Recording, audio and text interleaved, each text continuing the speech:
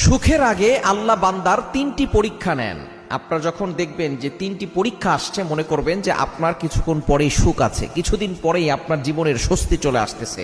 কারণ আল্লাহ পাক রব্বুল আলামিন নিজেই বলে দিয়েছেন, কোরআন খোলেন 30 নম্বর পারা 16 নম্বর পৃষ্ঠার 14 নম্বর লাইন, সূরাতুশ শারহের 6 নম্বর আয়াতে আল্লাহ বলছেন, ইন্নামা আল উসরি ইউসরা, there is happiness after suffering. কষ্টের পরে সুখ আছে, কষ্টের পরে স্বস্তি রয়েছে। সুতরাং আপনার দুঃখ কষ্ট চিরস্থায়ী নয়। আকাশে মেঘ সব সময় থাকে না, আপনার কষ্টও থাকবে না। সুতরাং এই তিনটি পরীক্ষা আল্লাহ পাক রব্বুল আলামিন যখন নিবেন, মনে করবেন তারপরে আপনার সুখ আছে। এই সুখ দেওয়ার আগে আল্লাহ তাআলা তিনটি পরীক্ষা নেন। 1 নম্বর হচ্ছে ধৈর্যের পরীক্ষা।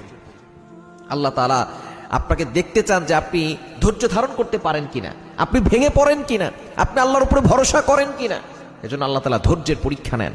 এজন্য আল্লাহ পাক রব্বুল আলামিন নিজে বলে দিয়েছেন, তোমরা ধৈর্য ধারণ করো, ইন্নাল্লাহা মাআস সাবিরিন, নিশ্চয়ই ধৈর্যশীলদের সাথে আল্লাহ আছেন। সুতরাং 1 নম্বর হচ্ছে ধৈর্যের পরীক্ষা নেন। 2 নম্বর হচ্ছে আল্লাহ পাক রব্বুল আলামিন কষ্টের পরীক্ষা নেন। আপনাকে আল্লাহ তাআলা বিভিন্নভাবে কষ্ট দিবেন।